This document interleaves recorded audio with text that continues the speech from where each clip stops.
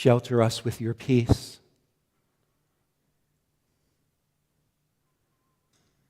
And let all of our worries release. All of us beneath your wings, guard our hearts, protect our souls.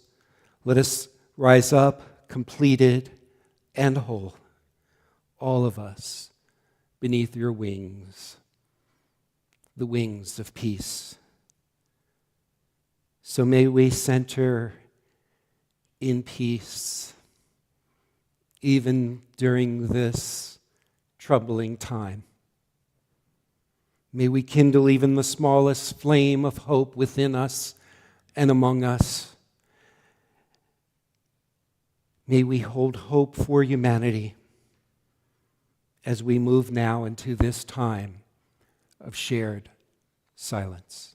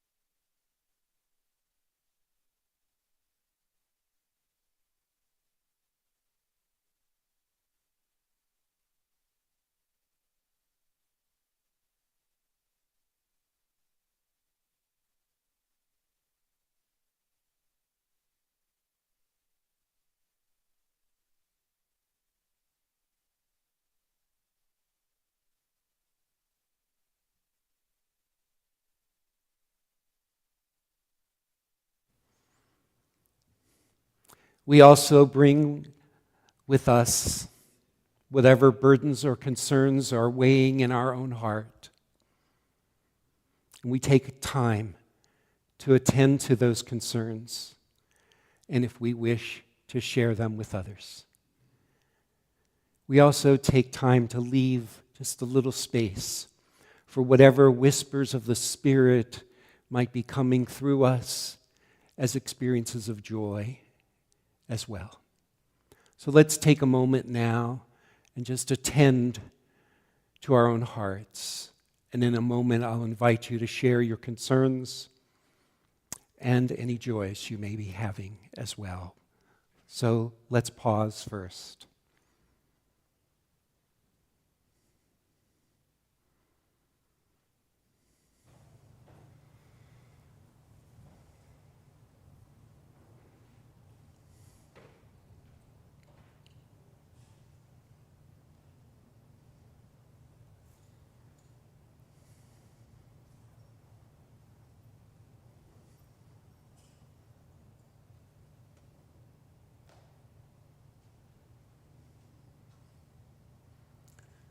So what concerns might you want to speak aloud in this room or write in the chat? Let's take a moment and attend to one another.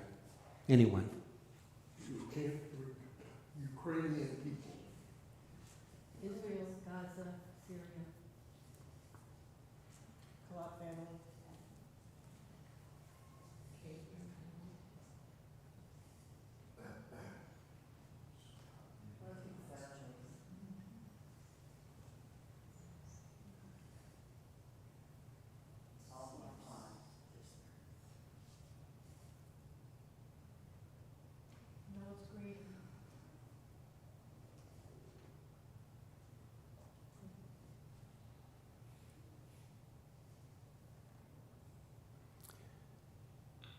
We need not carry these concerns alone, but carry them alongside of one another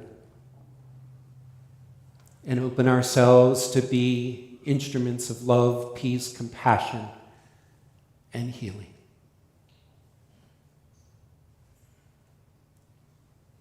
Is there a joy? Is there a joy that you are holding in your heart that you recognize is there even alongside of whatever concerns there might be about our world? Is there one joy that you would like to share in this room or on the chat? The marriage Okay. I'm here. Who was that? Who was that? Oh, okay. It is a joy to see you. The beauty of the fall. How the joy of grandchildren. Hmm. The joy of married life. Yeah. A life truly lived, loving. Yeah.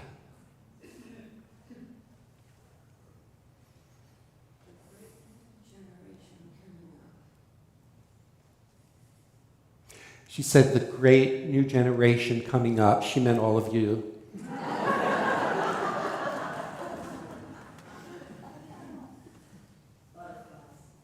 Butterflies. So notice how a smile comes to our own face when we hear the joy of another. So may all those names who were spoken and those unspoken find peace and healing this day as we now hear our musical meditation.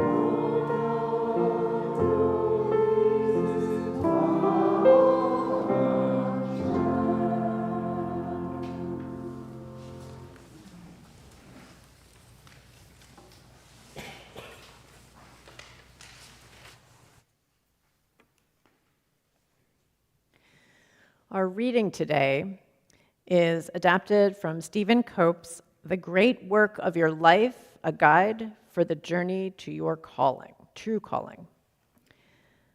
As the curtain rises on chapter 1 of the Bhagavad Gita, we are at the scene of an impending battle. Krishna, the charioteer, and Arjuna, the young warrior, have driven their chariot to the edge of the battleground. Arjuna surveys the scene and speaks urgently to his charioteer. "I see omens of chaos, Krishna." As we survey the battlefield in our mind's eye, we feel, with Arjuna, a visceral sense of foreboding. The narrator has already told us that the forces of light and the forces of darkness are about to collide, and that this battle will tear up the fabric of the world. Imagine our two heroes as they prepare for this world-shattering conflict. Krishna, the charioteer, is dark-skinned and handsome.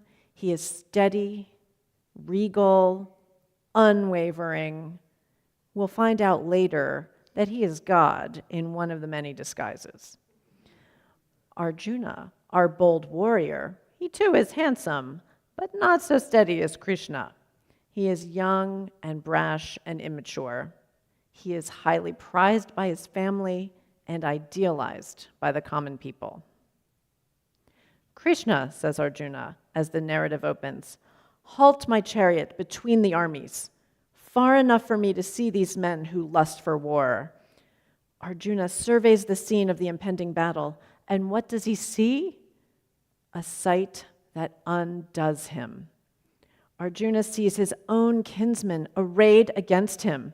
He sees, as he says to Krishna, fathers, grandfathers, teachers, uncles, brother, sons, grandsons, and friends gathered in the opposing army. Arjuna, observing all this, is loath to become part of the pernicious disorder infecting the kingdom. He is reluctant to take his part in this battle, even though it is manifestly his sacred duty. Conflicting sacred duties confound my reason, Arjuna cries to Krishna. A cry of doubt. Arjuna split down the middle. How should he act?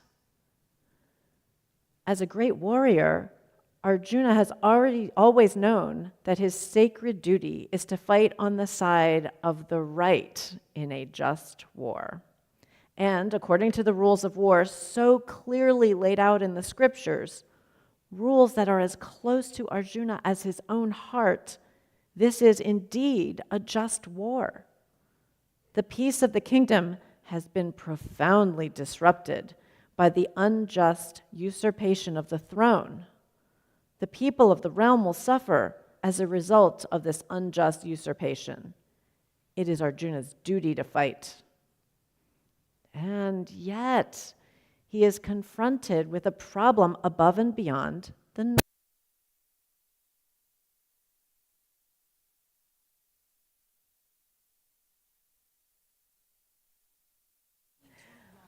normal challenges of war. We'll pause.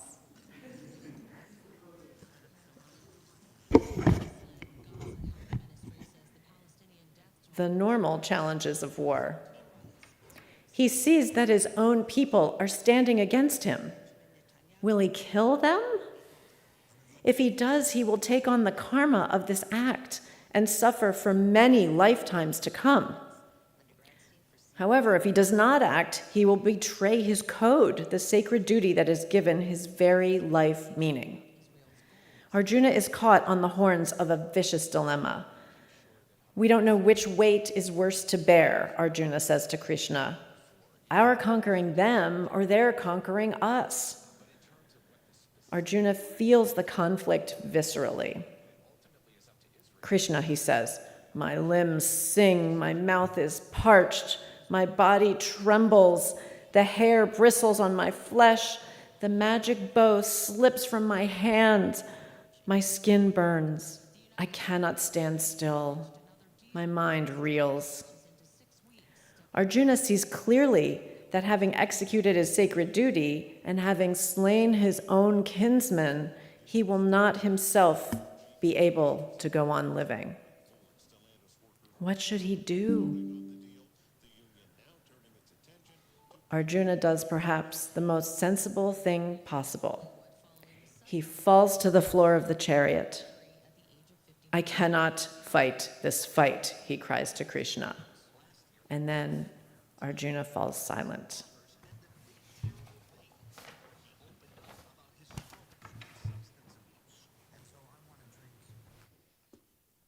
Thank you, Kate.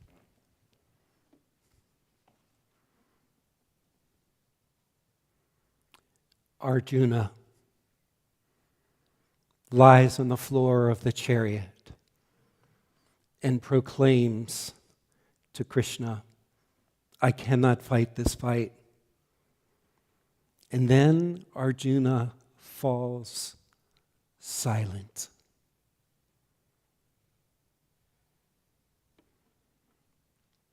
Can we join in solidarity with that silence for just a moment?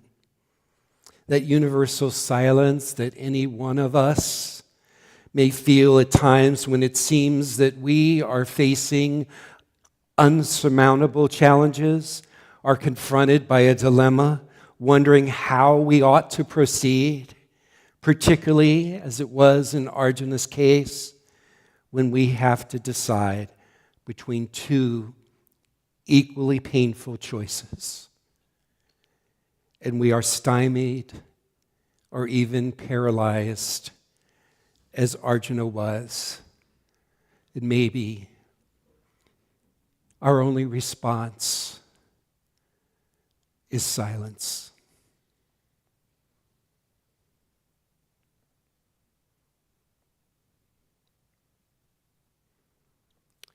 For Arjuna, whatever he decided to do meant that someone would be hurt, someone would die, and he would be instrumental in either outcome. I suspect and I sincerely hope that for us, our dilemmas are less trying, much less dramatic sets of circumstances perhaps that we face. Yet this is the universal dilemma expressed in this verse in our hymn by the Unitarian James Russell Lowell.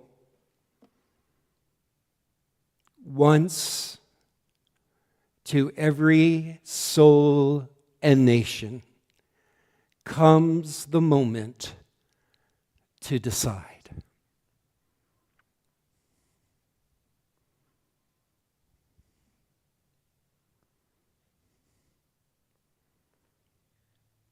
That was Arjuna's dilemma. And typically, it's our dilemma too when we face moments in which we must choose, knowing that each decision has consequences. Psychologists call it a disorienting dilemma. It's described in this way. A disorienting dilemma, try to say that fast, disorienting dilemma, usually occurs when people have experiences that do not fit their expectations or make sense to them, and they cannot resolve the situations without some change in their view of the world. This dilemma is also sometimes described as a state of disequilibrium. Now some of you are waking up. You recognizing this disequilibrium that happens in our lives. It happens in our world so often these days that it might feel like we're in perpetual disequilibrium. It may seem that this disorienting dilemma is an everyday occurrence rather than an occasional interruption in our lives.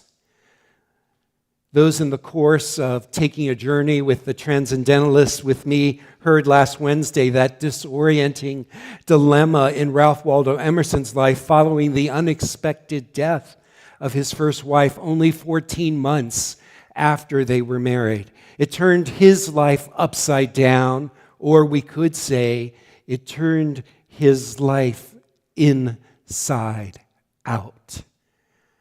As times of disequilibrium can do for any of us. These are moments when we necessarily turn inward and question everything. These are times when we, as the poet Rilke remarks, when we live the questions themselves. These are the times when we search for inner resources and for deeper sources of strength and courage and faith. We are facing collective times of disorientation as well as personal ones. We've come through a collective disorienting time with the pandemic when we ask different questions of ourselves. We are in the midst of brutal murders and senseless killings in the Palestine and Gaza war. So we can't help but ask ourselves, how could this happen? Why is this happening? How could God allow this, ask some.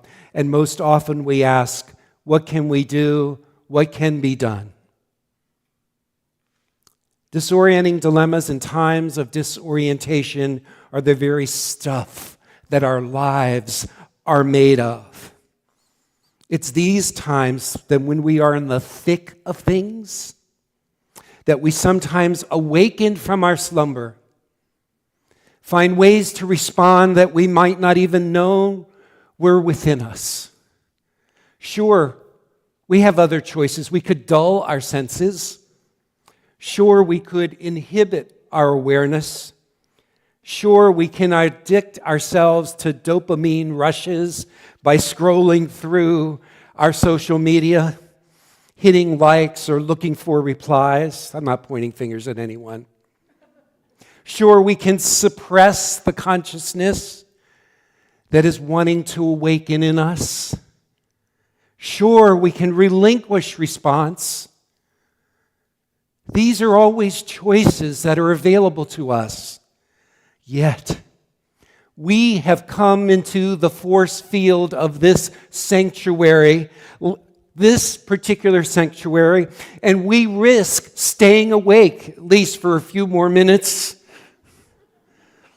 We risk being stimulated to care about one another in the world.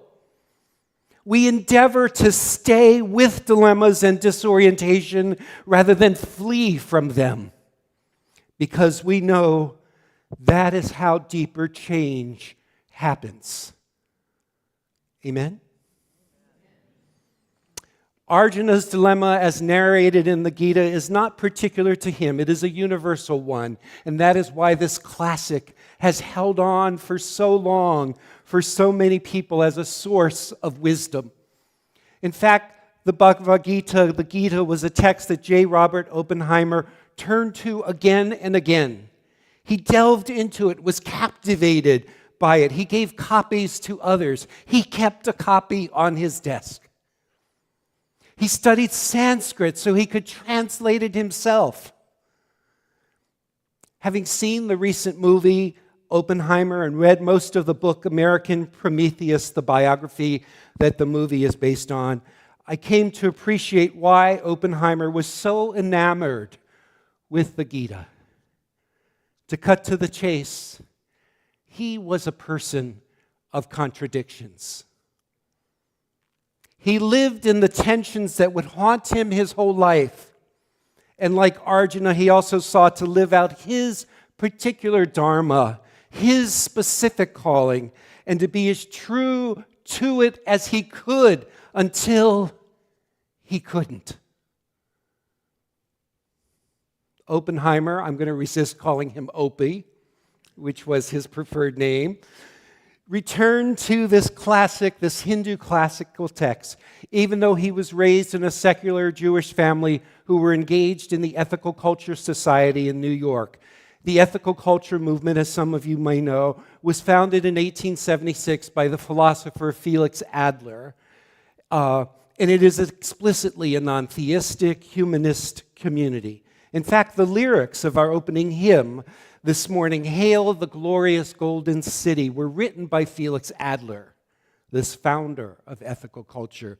The hymn includes these verses: "We are builders of that city, all our joys and all our groans help to rear its shining ramparts. All our lives are building stones. Whether humble or exalted, we are called to tasks divine. All must aid alike to carry forward one sublime design." Perhaps you get the thrust of those words, the impact that those words might have had on people at a particular time, their own sense of agency and responsibility for whatever would unfold through their own lives, through their own efforts, through their own actions. And since that hymn was written in 1878, I imagine that the Oppenheimers who attended the Ethical Culture Society in New York sang that song. I imagine Oppenheimer, I almost said Opie, Oppenheimer, who went to the Ethical Culture School of New York. I speculate he also heard this hymn and perhaps sang it. And indeed, it was this sentiment that he came under the influence of this perspective, as Oppenheimer's biographers stated. these sons and daughters of the relatively prosperous patrons, is the sound coming through okay? Okay. The Ethical Culture Society were infused with the notion that they were being groomed to reform the world, that they were the vanguard of a highly modern ethical gospel. They go on to declare that Robert was a star student. Through the formative years of his childhood and education, he was surrounded by men and women who thought of themselves as catalysts for a better world. Whether humble or exalted, all are called to the task divine. Understanding his infusion in this background of ethical culture to make a difference in the world and be a catalyst for a better world was, of course, a promise and an optimistic possibility that drove Oppenheimer to travel to the edges of the science of his time, to learn from those who were exploring quantum physics that redefined our ways of thinking about the world in its atomic terrain. He grasped and he immersed himself in that task as a pure theoretical scientist, and perhaps would have been satisfied with his research and his teaching. And then he was snatched up to direct a secretive project, the Manhattan Project, to develop what they refer to as the gadget, the first atom bomb. His world changed, and the world has been changed ever since.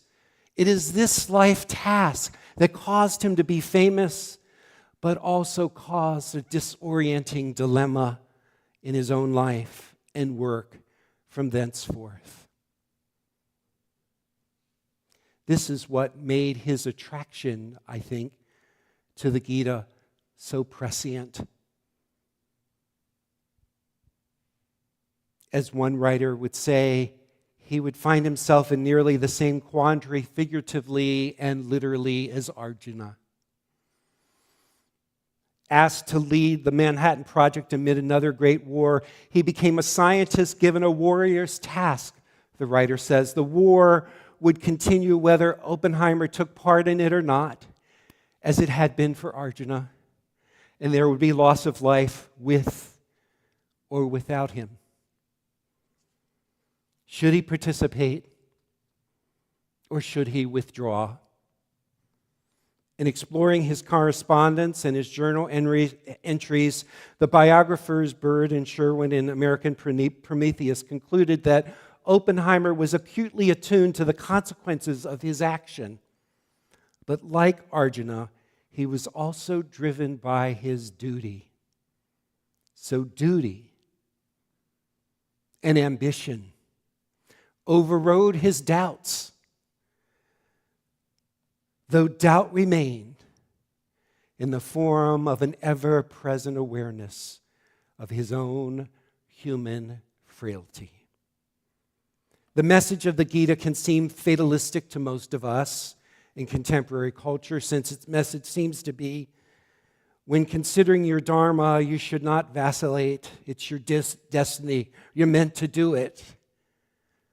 Now, the subtitle of this biography, on which the movie is based, the subtitle captures the dilemma of Oppenheimer's life, the triumph and the tragedy of J. Robert Oppenheimer. While his life can boast of many extraordinary academic and scientific accomplishments, he also had a somewhat tragic inner and interpersonal life with depression, infidelity, and strained and awkward relationships with his peers, with women, his co-workers, and mentors. And at the same time, he would be hailed as the father of the atom bomb. He had also had to live with the consequences of not just his fame, but his own misgivings after he had completed his duty as a scientist in the Manhattan Project. That was the tragedy. It was a tragedy that haunted Oppenheimer the rest of his life following the detonation of the bomb. He realized that he was part of creating a no turning back possibility of atomic weapons, the unleashing of the nuclear arms race that would consume world powers, resources, and the fears and the anxieties of generations. This is where the Gita comes in, as one commentator states. From the Gita, he learned and rationalized that it was his duty to build the bomb, and it was the leader's duty to use it wisely, I meant to say. In other words, Oppenheimer went along with the government decisions not because they were government decisions, but because he thought political decision-making was the duty of the government leaders and not that of scientists. Following me?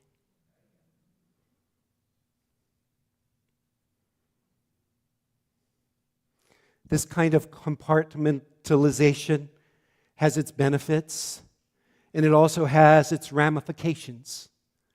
In our time, we are faced with the dilemma of what we can do with science, for example, artificial intelligence, and how we might use what we have the capability to do responsibly and ethically, and not simply unleash dangerous ramifications without these considerations. When we compartmentalize, we sometimes create a disconnection between technology and social ethics, between science and its moral implications. Oppenheimer would later state, "I did my job, which was the job I was supposed to do." Yet the philosophy of the Gita may not be so deterministic, because the Gita realizes that yes, and I'll quote, as individual sentient beings each have different dharmas, and these dharmas, these duties can also change at different stages of one's life. So it was for Oppenheimer. Once the bomb was released in Hiroshima and then Nagasaki, he realized another duty that hadn't even occurred to him until after these events. He came to devote himself from that moment on to how he could promote a responsible use of this science and forestall further potential destruction. This became his new duty, his new dharma, his new calling. When he reached a place of disequilibrium, he came to realize that science would only take him so far. This led him in a speech to the scientists at Los Alamos, right at the conclusion of their work, when they were ready to go back to their lives, to share these thoughts. And I'll share an excerpt from it now. And he's speaking to the people that he had worked with on that particular gadget, the atom bomb.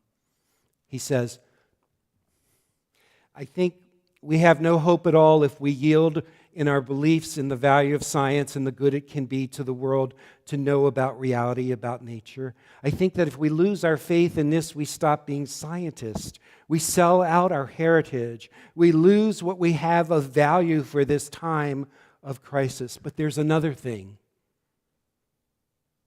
We are not only scientists. We are, in his words, men too. We might say we are humanity too. We cannot forget our dependence on our fellow men or our fellow human beings. I mean, not only our material dependence, without which no science is possible and without which we could not work. I mean also our deep moral dependence, in that the value of science must lie in the world of our humanity, that all our roots lie there. These are the strongest bonds in the world, stronger than those even that bind us to one another.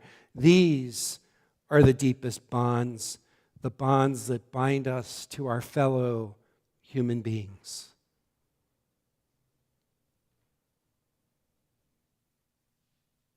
I can't imagine what it was like for him to, at the conclusion of this project that had consumed him and the lives of those people that had worked with him for that long period, to be able to stand there and to say, we also have to recognize the moral implications and our duty to humanity as well. Those are deeper bonds that are broader, wider, and deeper than our bonds as just scientists. So while in public, Oppenheimer declared, I never regretted, and I do not regret now having done my part of the job, there was also that very acute realization, as seen in the movie, when he infuriated President Truman, who was considering what next step to take in terms of the development of the bomb, the hydrogen bomb or whatever. And Oppenheimer said to Truman, I have blood on my hands. It's reported that Truman called him a crybaby scientist.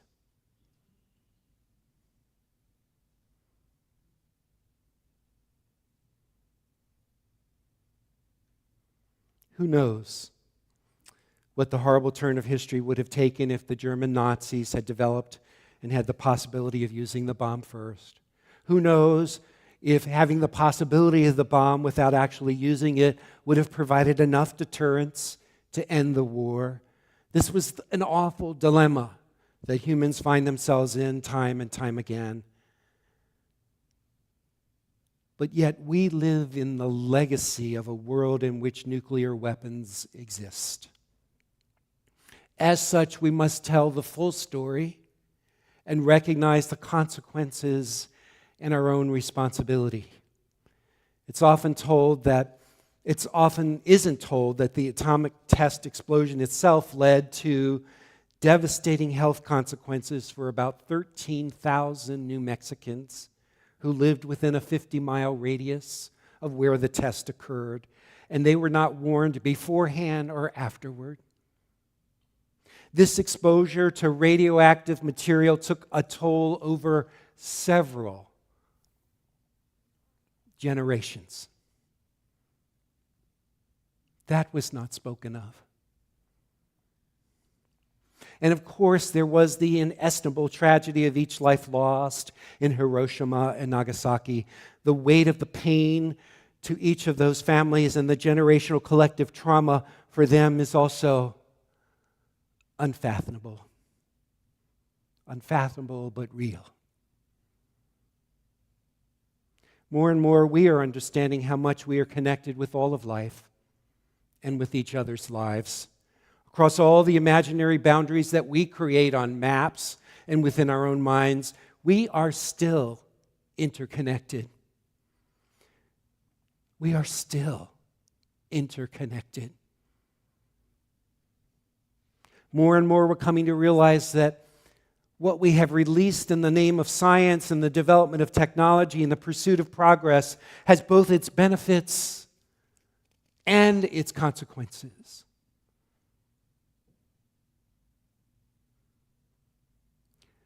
As you may have seen in the movie, when Oppenheimer began to question this military-industrial complex, what Eisenhower called the military-industrial complex, and want to orient his work more towards peace and the deterrence of further bombs, he became suspicious.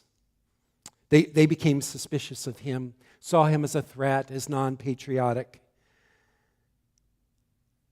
What I found most illuminating about the film was that it exposes us to the task that is before us, each of us in this moment, now that we live in an age where nuclear weapons are available. Can we make choices towards peace and unleash the power of peace? Must we continually be constrained by our prior commitments and our enormous investments into not just the mechanisms of war, but also the mindsets of war that have us as much as we have them? There's no direct, clear, or definitive answer to that question. That's why we call it a dilemma. Yes, I believe we must live into this question and dare to ask it. Even if we have no influence on the mechanisms of war, we are very, very much responsible for the mindsets that contribute to war. Our mindset of separation rather than connection, our mindset of identification with our labels of identity of ourselves and others rather than our centering ourselves in our common humanity.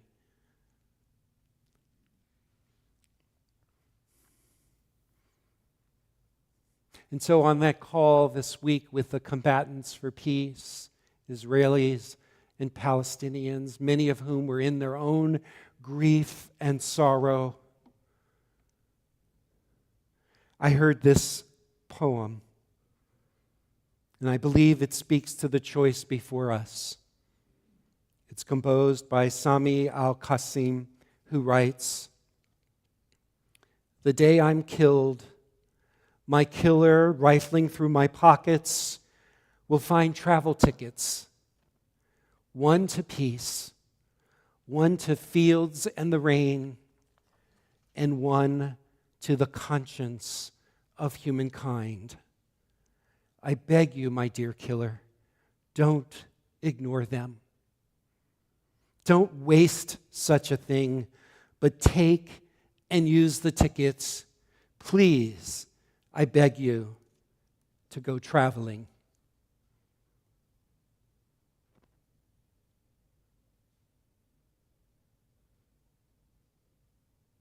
So I pray that we may go traveling rather than stay stuck in forces and mindsets that keep us engaged in relentless conflicts and violence that only leads to more violence. And in this sanctuary today, I hope, I pray, I cry out with these words from Unitarian James Russell Lowell.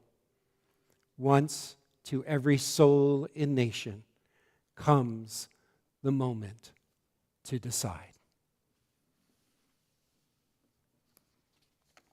So may it be. Amen.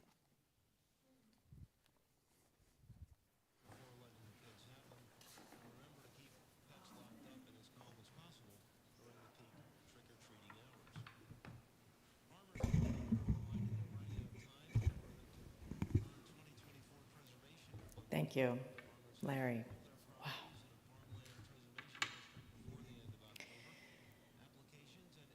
So we are going to shift gears, lighten up a little bit. That was plenty of food for our souls, I believe. This is a stewardship moment. And this month, as we've mentioned, is heritage. Larry touched on what we have inherited. But what else have we inherited? This topic, I'll confess, does not get my creative juices flowing. I have always been intrigued by others' cultures and traditions, things that felt foreign to me. This is so strong in me that I was compelled to marry outside of my culture and face all of the challenges of intercultural child rearing, complete with language differences, educational differences, a whole lot of differences. So when ruminating about my time for the stewardship moment today, knowing I'm supposed to talk about heritage in some way, it occurred to me that I really connect with my spiritual heritage. For those of you who know me, you might say, "Kate, why are you a member of a UU church when you were raised in a Lutheran church? That sounds like a lack of connection." Maybe at first it does, but I say this church is a celebration of all the spiritual training I've inherited and learned across 5 decades. The various Protestant Christian congregations of my grandparents and great-grandparents coalesced into the Lutheran Church of all 4 of my grandparents, although my dad's father was baptized Catholic, just in case. But before that, going back to pre-Christian times, whoever my ancestors were, the Celts or the Druids, all the earth-based practices that go to the very beginning of my family line are all ingrained in my body, and as you all lovingly put up with, burst out of me here in this church, where I am welcome to be a hybrid, yoga practicing former Christian who quotes Jesus regularly, Buddhist shamanic practitioner. That's me. Where else could I go and claim this spiritual makeup and be welcome? That is why I support this church, and I invite you to do so now too. You can give by using the Church Center app, which is so easy, even I figured it out the first time. Or you can pop over to the website and donate, and you can mail a check to the church. For those of us here in the building, you can drop your donation in the baskets at the entrance to Parish Hall after our service. But please remember, it is that time of year for guest at your table. You see the boxes around. And if you are writing a check to drop in the basket or to mail, and you please want it to go to the Unitarian Universalist Service Committee, which does amazing work across the world and in the US, please actually write the check to UUSC. Sometimes the memo line doesn't quite do enough to delineate. So you will see the ways to give. Thank you for helping to give to this beloved community and give us a home. So now we're going to dedicate our offering to the work of this congregation, which is weaving a tapestry of love and action. We dedicate our lives and these, our offerings.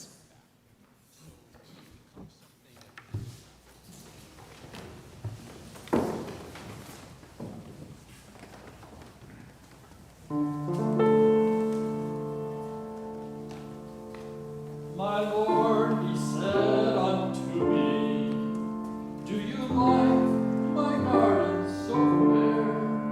You may live in this garden if you keep the grasses green, and I'll return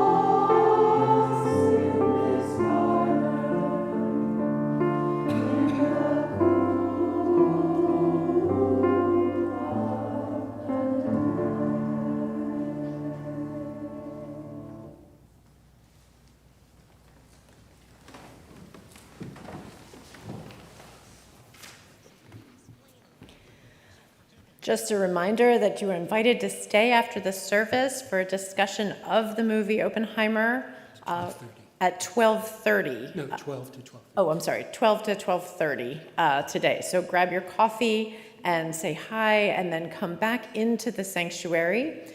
There's also a lot going on here at First U, and next week is Bring a Friend to Church Week, as I recall. There was that lovely skit a couple weeks ago. So invite your friends, invite people to come and share our beautiful community. You can sign up for our e-news at firstuuwilm.org to stay informed. And now if you have a chalice at home, join us by extinguishing it as Reverend Larry extinguishes ours. This quote is from Eknath Easwaran: "All life is a battlefield. Whether we like it or not, we are born to fight. We have no choice in this, but we do have the choice of our opponent and our weapon. If we fight other people, often our dear ones, we cannot help but lose. But if we choose to fight all that is selfish and violent in us, we cannot but win." Thank you, Aegis. So just again, a reminder, next week is our open house to the wider community. For you, it's also Bring a Friend Sunday. While bringing a friend, could you also bring some snacks to share? It's nice to kind of show some hospitality to our guests. Yes or no? And if you'd like to be one of those persons that we designate as talk to this person if you want to know more about us, you may wear yellow, just as Kate is doing in the back there. She's modeling for next week. Okay, so you might wear yellow next week as someone who also can be available to talk to someone about our congregation and your experience. So, our closing words. Dona nobis pacem. Say those words. And we know that they mean give us peace, so say those words. Give us peace.